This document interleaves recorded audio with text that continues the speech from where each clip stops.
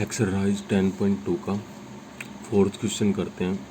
Prove that the tangent drawn at end of a diameter of a circle are parallel. देखो क्या prove करना हमें। एक circle मान लेते हैं, let a circle with centre O centre का हमने एक सर्कल मान लिया and A B be its diameter, A B इसका एक डायमीटर है। ये कहता है डायमीटर के दोनों एंड पे जो टेंजेंट ड्रॉन है, एक एंड ए है एक एंड बी है, दोनों एंड पे मान लेते हैं एक पी क्यू टेंजेंट है एक आर एस टेंजेंट है।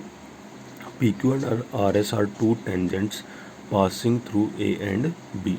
पी क्यू और आर एस दो टेंजेंट हैं जो ए और बी से पास हो रही हैं। तो we have to prove that, हमें प्रूव करना है कि ये जो दोनों टेंजेंट हैं ये क्या है, पैरेलल है। तो कैसे प्रूव करेंगे, देखो सबसे पहले हम लेंगे angle P A O is equal to 90 degree. देखो एंगल पी ए ओ ये एंगल 90 डिग्री का होगा। क्यों? Angle made by the centre of circle to the point of contact. Centre of circle से पॉइंट ऑफ कॉन्टैक्ट के ऊपर जो angle बनाते हैं वो कितने का होता है, 90 डिग्री का। तो ये एंगल 90 का हो जाएगा। ऐसे ही angle S B O is equal to 90 degree. S B O ये एंगल भी 90 होगा। Same reason, angle made by centre of circle to the point of contact. अब देखो दोनों 90 डिग्री के हैं तो एंगल पी ए ओ किसके इक्वल आ जाएगा, एंगल एस बी ओ के, क्योंकि दोनों 90 डिग्री के हैं।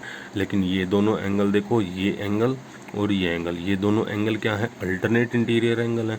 तो लिखेंगे but these are alternate interior angle. अगर अल्टरनेट इंटीरियर एंगल इक्वल हो तो लाइन क्या होंगी, parallel.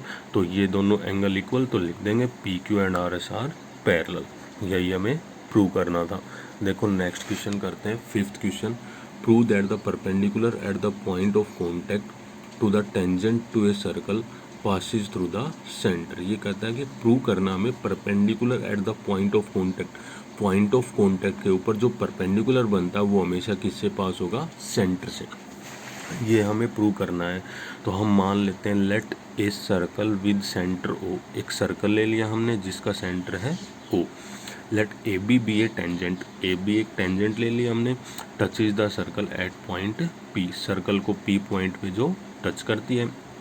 We have to prove that, हमें प्रूव करना है the line perpendicular to A B. A B जो लाइन है इसके परपेंडिकुलर एक लाइन जो ड्रा होगी वो किससे पास होगी, हमेशा सेंटर से। Passes through the centre O.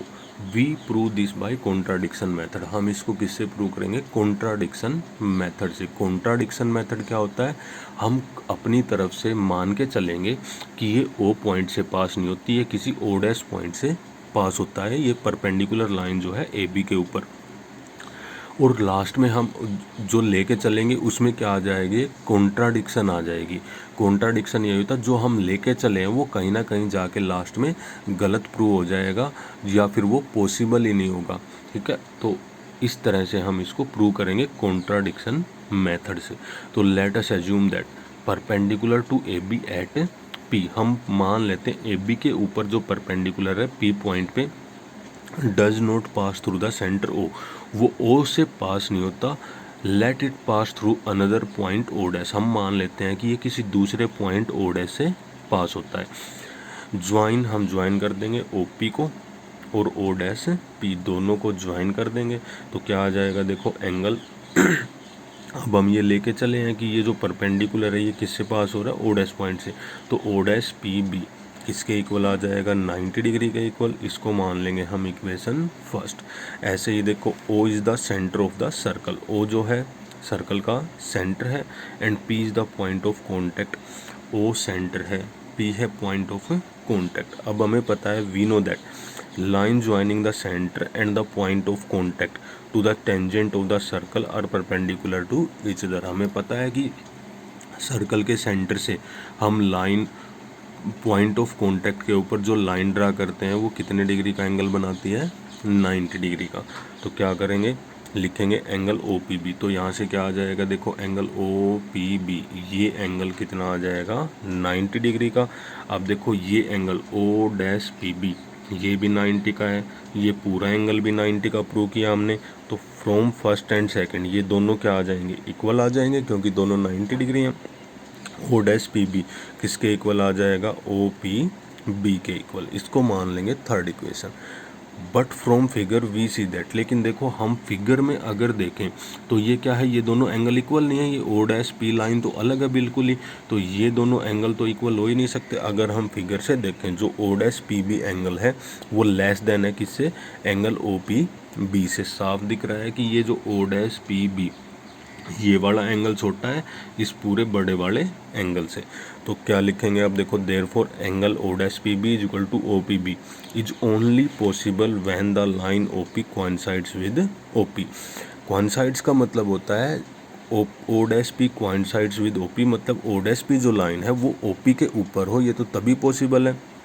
तो ये दोनों एंगल इक्वल कब होंगे, जब क्या होगी, जो ये ओ डैश पी लाइन है ये किसके ऊपर हो, ओ पी के ऊपर हो, मतलब ये ओ डैश पॉइंट ओ ही हो एक्चुअल में। तो अगर ओ डैश पॉइंट ओ ही है तो हमेशा क्या आ जाएगा देखो, therefore the perpendicular to A B through P passes through the centre O.